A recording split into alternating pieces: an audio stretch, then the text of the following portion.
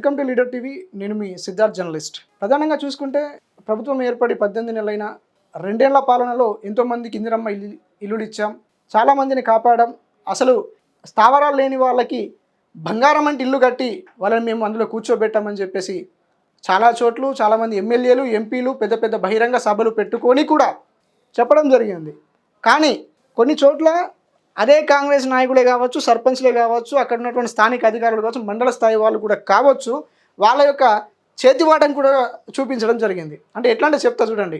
Yes, నాకు MLA చాలా దగ్గర, నాకు మినిస్టర్ చాలా దగ్గర, సర్పంచ్కి చెప్తే నాకు ఇల్లు వస్తుంది, ఇంకేమైనా నేను చేయగలుగుతా, దాంట్లో కమిషన్ల పర్పస్లో కూడా నేను చూసుకుంటా, ఇంకొకరు తెలియకుండా చేసుకోండి అని చెప్పేసి ఇందిరమ్మ ఇండ్ల వ్యవహారంలో చాలామంది జోక్యం చేసుకున్నారు. ఆఖరికి వస్తే నిజానికి అర్హులైన వాళ్ళకి ఎస్ 99% నిజానికి ఎవరికైతే అర్హులు అవుతారో వాళ్ళకి ఇల్లు కట్టించినటువంటి ఘనత ఉన్నప్పటికీ కూడా వాళ్ళ నుంచి డబ్బులు వసూలు చేసి వాళ్ళని ఇబ్బంది పెట్టే ప్రయత్నం చేశారు. ముఖ్యంగా చూసుకుంటే ముఖ్యంగా చూసుకుంటే ములుగు జిల్లా సీతక్క మంత్రిగా ఉన్నటువంటి ములుగు జిల్లాలో మారుమూల ఒక గ్రామం, ఐ హోప్ అది గ్రామం కూడా కాదు, ఒక చిన్న తండ. అక్కడ ఉన్న అధికారులను వేడుకుంటారు, మాకు ఇందిరమ్మ ఇల్లు కావాలి, ఉండడానికి దిక్కు లేదు, కుటుంబంతో పాటు ఉన్నాము, పిల్లలతో పాటు ఉన్నామని చెప్పేసి. ఆఖరికి వస్తే వాళ్ళకి ఇల్లు ఇవ్వలేదు కదా, వాళ్ళు సూసైడ్ చేసుకోవడానికి కూడా పోతా ఉన్నారు. పట్టించుకునే నాదుడే దిక్కు లేడు. సీతక్క గారు, మీ జిల్లాలోనే కాటారం మండలం అంట, చూడండి ఇగో చెప్తా. ఇందిరమ్మ ఇల్లు రాలేదని చెప్పి పెట్రోలు పోసుకొని బాధితుడి ఆత్మహత్యత్నం గాండ్రాత్పల్లి గ్రామ సభలో ఆత్మహత్య కలకలం. అది చనిపోతారంట, ఏం చేస్తావు మరి? ఇందిరమ్మ ఇల్లు ఇవ్వచ్చు కదా, అలా అరువులే కదా, అలాని చూస్తే అలా వీళ్ళేమన్నా డబ్బులున్నోళ్ళకి కనబడుతున్నారా? ఇక 10 మంది పోయి ఆపుతా ఉంటే వాళ్ళ ప్రాణాన్ని వాళ్ళు కాపాడుకుంటున్నారు. ఈ 2 పిల్లలు అనాథలు అవుతుండే కదా, పిల్లలతో శ్రీనివాస్ ఎలాంటి ఆ శ్రీనివాస్కి ఏం కావాలో అడగండి. మీరు స్థానికుల మాటలు పట్టించుకోకండి. ఆయనకు అర్హులు చూడండి, ఆయన భార్య లేనట్టున్నది పాపం, 2 పిల్లలతోటి ఆయన అక్కడ ఉన్నాడు. ఇది ఎంతగా చెప్పాల్సిన అవసరం లేదు. ఎక్కడ కాటారం మండలంలోని గండ్రత్పల్లి గ్రామ సభలో ఈ అవాన్స్ని అది జరిగింది. సో ఇలాంటి పొరపాట్లు మీరు చేసుకుంటూ మేము గొప్పలు చేశామని చెప్పేసి జబ్బలు గుద్దుకునేటువంటి ఓ అధికారులారా అండ్ కాంగ్రెస్ ప్రభుత్వం ఉన్నటువంటి నాయకులారా, ఆ మంత్రి సీతక్క గారికి కూడా నేను చెప్తా ఉన్నాను, అర్హులైన వాళ్ళకి మాత్రం ఇల్లు ఇచ్చే ప్రయత్నం చేయండి. వాళ్ళు చాలా ఇబ్బందులలో ఉన్నారు. ఇక చూడండి, నేను చెప్తాను, మీకు కావాలంటే మీ దగ్గర డీటెయిల్ లేకపోతే నా దగ్గర డీటెయిల్స్ ఉన్నాయి పేపర్ స్టేట్మెంట్లో. చూడండి, ఇందిరమ్మ ఇల్లు మంజూరు జాబితాలో తన పేరు లేకపోవడంతో మనస్తాపానికి గురైన వ్యక్తి ఒంటిపై పెట్రోల్ పోసుకొని ఆత్మహత్యకు పాల్పడ్డాడు. ఈ ఘటన జయశంకర్ జిల్లా భూపాలపల్లి కాటారం మండలం గాండ్రాత్పల్లిలో నిర్వహించినటువంటి గ్రామ సభలో సమయంలో గురువారం చోటు చేసుకుంది. అప్రమత్తమైనటువంటి గ్రామస్తులు అడ్డుకోవడంతో బాధితుడు నులుగూరు శ్రీనివాస్ కథనం ప్రకారం గతంలో ప్రకటించినటువంటి ఇందిరమ్మ ఇల్లు తన పేరుతో ఉందని, తాజాగా వెల్లడించిన లిస్టులో పేరును తొలగించారని చెప్పేసి ఈ విషయం మీద ఆయన సూసైడ్ చేసుకున్నాడు. మరి అట్లా అసలు ప్రజలకు ఆశలు ఎందుకు పుట్టిస్తున్నారు? అక్కడ ఉందో లేదో కూడా మీకే క్లారిటీ లేదు. అధికారులారా, మీకే క్లారిటీ లేదు. అవు గ్రామ సెక్రటరీ, నీకే క్లారిటీ లేదు. అవు గ్రామ సర్పంచ్, నీకు ఆయన దగ్గర క్లారిటీ లేదు కావచ్చు. ఆయనకు ఆల్రెడీ ఉందని చెప్తున్నాడు కదా. ఆయనకు ఆల్రెడీ ఉందని చెప్తున్నటువంటి ఆ ఇల్లుని నువ్వు తీసుకోవడానికి ఎంత, అసలు నీ దగ్గర ఏం అధికారం ఉన్నది? మీ దగ్గర చూడండి, అమాయకుడిని చేసి మీరు ఆటలు ఆడుతున్నట్టు కాదు మరి అక్కడ. అది ఈ విషయం పైన గ్రామ సర్పంచ్ కార్యదర్శిని అడగగా పైనుంచి వచ్చిన ప్రకారమే ఇస్తున్నామని, మేము చేయలేమని దిక్కున్న చోట చెప్పుకో. అదేం గ్యాస్ ఉన్న పోసుకొని చచ్చిపోయి పైన చెప్పుకుంటాడు ఏంది? అడిగేటోడు లేక ఆగమైపోతున్నది.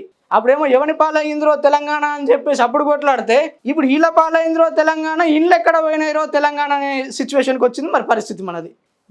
గిది రాజకీయం, గిది పరిస్థితి. ఆ ఇల్లు వచ్చినోడికి ఇల్లు ఇయ్యరు, ఇల్లు లేదని చెప్పాడు అంటాడు. ఎవరితో చెప్పుకుంటావు? ఏడిపోయి చెప్పుకుంటాడని అమాయకుడు కదా. ఇప్పుడు మనతో పాటు ఎవడున్నాడని చెప్పేసి చెప్పుకోవడానికి దిక్కున్న చోట చెప్పుకోరని. అయితే మీరు చేసింది అన్యాయం అని, నేను ఆత్మహత్య చేసుకుంటే చెప్పుకోమని. ఏంటండి? మీరు చేసింది అన్యాయం, నేను ఆత్మహత్య చేసుకుంటాను అంటే చేసుకోమని కార్యదర్శి అన్నారు. అయ్యో, అసలు కార్యదర్శి అని సపోర్ట్ చేస్తుండేమో అనుకున్నా. ఏం కార్యదర్శివా? ఏమన్నా దిమాకుండి మాట్లాడుతున్నావు? ఏం కార్యదర్శి ఉన్నావు నువ్వు? గిట్లనే ఉంటుంది పాప. అమ్మాయికుడు ఇల్లు అడిగిండు, నీ ఇంట్లో సొమ్మేం అడగలేదు. అర్థమవుతుందా? నీ ఇంట్లో సొమ్మేం అడగలేదు, నీ జీతం అడగలేదు, నీ ఆఫీసులో నువ్వు సాగే ఛాయా బస్తాలు బిస్కెట్లు కూడా ఏం అడగలేదు. ఉండడానికి ఒక స్థావరం అడిగిండు, అది కూడా ఇవ్వడానికి శాతం కానప్పుడు జాబ్ని రిజైన్ చేయి. అక్కడ ఎవరు సంబంధిత అధికారులు, కలెక్టర్లు ఎవరైతే రిజైన్ చేసి వాడిని అక్కడ సస్పెండ్ చేసి పడేయర్రి. ఎందుకు ఈ అమ్మాయిలతో ఆడుకోవడం ఇక్కడ?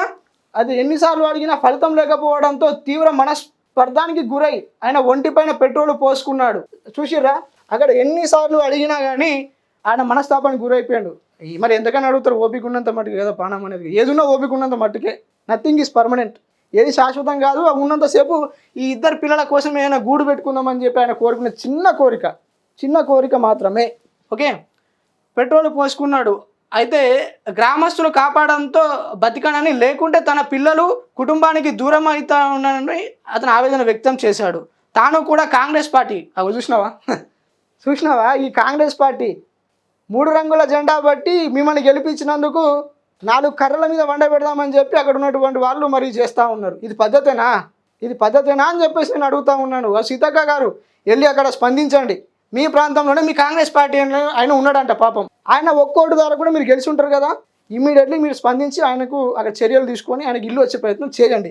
ఈ కాంగ్రెస్ పార్టీ మీద కాంగ్రెస్ వాళ్ళు ఎగురుతూ ఉంటే ఇక సామాన్య ప్రజలకు ఎలాంటి సహాయం చేస్తారు మీరు? జీరో.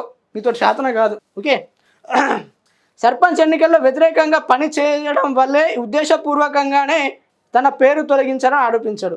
సర్పంచ్ ఎలక్షన్ను ఎవరు గెలిస్తే ఎంత, ఎవరు గెలకపోతే ఎంత, గెలిచినోడు గెలవనోడు అందరినీ ఏకమై తీసుకుపోయినప్పుడే అది గ్రామ పంచాయతీగా ఉంటుంది.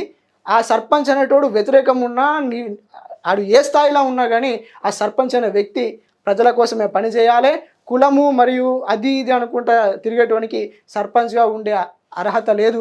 కలెక్టర్ గారు ముఖ్యంగా, ఎందుకంటే మీరు అధికార హోదాలో ఉంటారు, అలాగే ఏదైతే హౌసింగ్ డిపార్ట్మెంట్ వాళ్ళు ఉంటారో, దయచేసి మన్నించి ఇలాంటి అమాయకుడిని కాపాడే ప్రయత్నం చేయాలని చెప్పేసి ఈరోజు నేను ఈ ప్రభుత్వానికి తెలియజేస్తూ ఉన్నాను. అయితే కొందరు నాయకులు కావాలి అనే తన పేరు తొలగించారని ఆగ్రహం వ్యక్తం చేశారు. ఇప్పటికైనా తనకు న్యాయం చేయండి. ఎస్, మీ అధికారులకు నిజంగా చిత్తశుద్ధి ఉంటే ఈ 2 పిల్లల తండ్రిని కాపాడండి. నాకేం భార్య లేదనిపిస్తుంది పాపం, మరి నేను తెలియదు. కానీ సీతక్క గారు మరి సంబంధిత డిపార్ట్మెంట్ అధికారులు, you have to respond immediately for this poor guy. మీరు ఇచ్చిన పథకంలో తన పేరు ఉందంట, తన దగ్గర సాక్ష్యాధారాలు ఉంటే మీరు వెళ్ళండి, మాట్లాడండి, అన్నింటిలో తోడుగా ఉండి నీ పార్టీ కార్యకర్తనిగా చూడండి. ఇక్కడ క్లారిటీగా ఏమని ఇచ్చాడు? తాను కూడా కాంగ్రెస్ పార్టీకి చెందిన వాడినే అని చెప్పేసి చెప్పాడు. సర్పంచ్, నువ్వు అన్ఫాల్ట్. సూసైడ్ దాకా పోయింది, నీ పేరు కూడా ఇంట్లో వచ్చింది. నేను హైలైట్ చేయాలని కాదు, నువ్వు చేసినటువంటి తప్పిదం, సెక్రటరీ చేసినటువంటి ఆ పొరపాటు వల్ల ఈరోజు ఆయన సూసైడ్ చేసుకోవడానికి పోయాడు. గమనించాలి, తెలంగాణ ప్రజానీకం కూడా మొత్తం గమనించాలి. మీ ప్రాంతాలలో కూడా ఇలాంటి సమస్యలు 1కి 2, 1కి 3, 1కి 4 రోజు మీ ప్రాంతాలలో ఏ సమస్యలు వస్తున్నాయి. కాబట్టి మీకు అధికారులు ఇట్లా స్పందించకపోతే మీరేం చేయాలో మీ మనసుకు తెలుసు. ఓకేనా? తప్పకుండా ఇతనికి న్యాయం చేయాలని చెప్పి సీతక్క గారిని కావచ్చు, అలాగే సంబంధిత కలెక్టర్ గారు కావచ్చు నేను కోరుతున్నాను.